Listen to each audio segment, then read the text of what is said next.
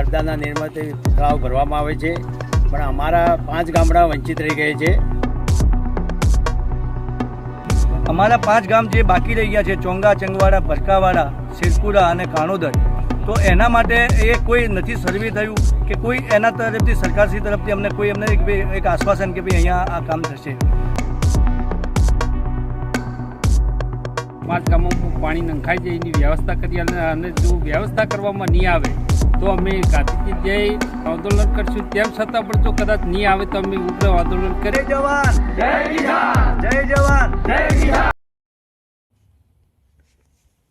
બનાસકાંઠા જિલ્લાના વડગામ તાલુકામાં ખેડૂતોમાં કહી ખુશી તો કહી ગમ જેવો માહોલ સર્જાયો છે.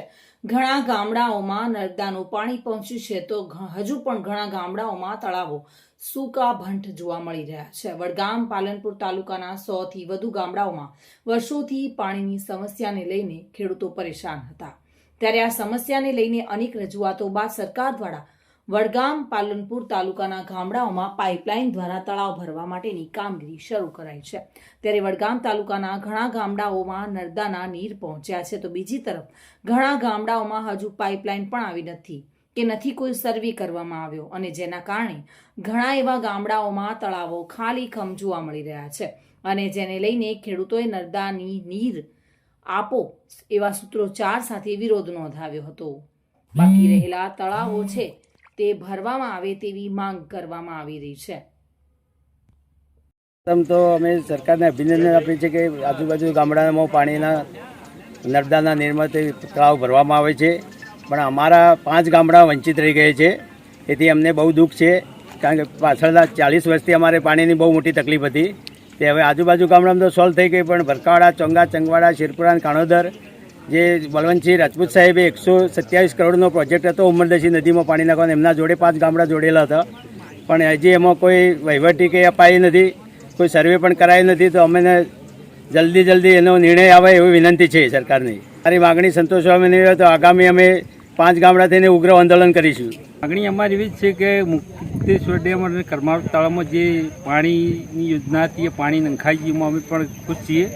પણ સાથે અમારા આજુબાજુના 5 ગામો ભરકાવાડા, ચોંગા, ચંગવાડા, કાણોદર, આ જે ગામો બાકી રહી જાય છે એમાં સરકારશ્રીને અમારી રજૂઆત છે કે તાત્કાલિક એ ધોરણે અમારા 5 ગામોમાં પાણી નંખાઈ જાય એની વ્યવસ્થા કરી અને જો વ્યવસ્થા કરવામાં નહીં આવે તો અમે ગાંધીજી જઈ આંદોલન કરશું. તેમ છતાં પણ જો કદાચ નહીં આવે તો અમે ઉગ્ર આંદોલન કરી અને પાછા ગામના લોકો ભેગા થઈ અને અમે સરકારશ્રીને રજૂઆત કરવા છે. ગાંધીનગર જવું પડે તો ગાંધીનગર સુધી પણ અમારી પૂર્વ તૈયારી. 20 વર્ષથી વડગામ અને પાલનપુર તાલુકાના 125 ગામડાઓની એક જ માગણી હતી કે નર્મદાના નીર પાલનપુર અને વડગામ તાલુકાના 125 ગામ સુધી પહોંચે.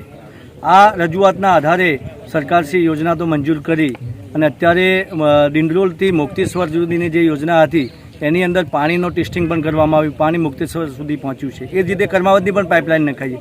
એની સાથે સરકારશ્રીનો એક પ્રોજેક્ટ હતો કે ભાઈ આજુબાજુના જે તળાવો છે એ પાઇપલાઇનની આજુબાજુના 4 થી 5 કિલોમીટરની રેન્જની અંદર, તો એ તળાવોની અંદર પણ પાણી છોડવામાં આવે અને તળાવો પાણી ભરવામાં આવે. અમારી બાજુમાં માહી તેમજ છાપી અને આજુબાજુ એ પાઇપલાઇન નાખી અને તળાવોમાં પાણી કાઢવું અને ટેસ્ટિંગ પણ લેવામાં આવ્યું છે.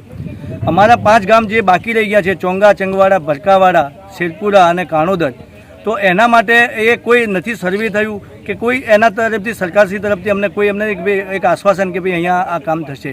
તો અમે સરકારશ્રીને રજૂઆત કરવા માગીએ છીએ કે અમારા જે વંચિત ગામો રહી ગયા છે એમાં પણ પાઇપલાઇન નાખી અને નર્મદાના નીરથી આ તળાવો ભરવામાં આવે તો પાણીના તળ ઉપર છે. બીજી પણ અમારી એક રજૂઆત છે કે કાણોદરથી જસલણીની વચ્ચે જે ઉમરદસી નદીનું જે છે ત્યાં જો નર્મદાનું પાણી થોડું એમ છોડવામાં આવે, ભલે ચોમાસામાં જ છોડવામાં આવે તો પણ અમારા પાણીના તળ ઊંચા આવી શકે એમ છે.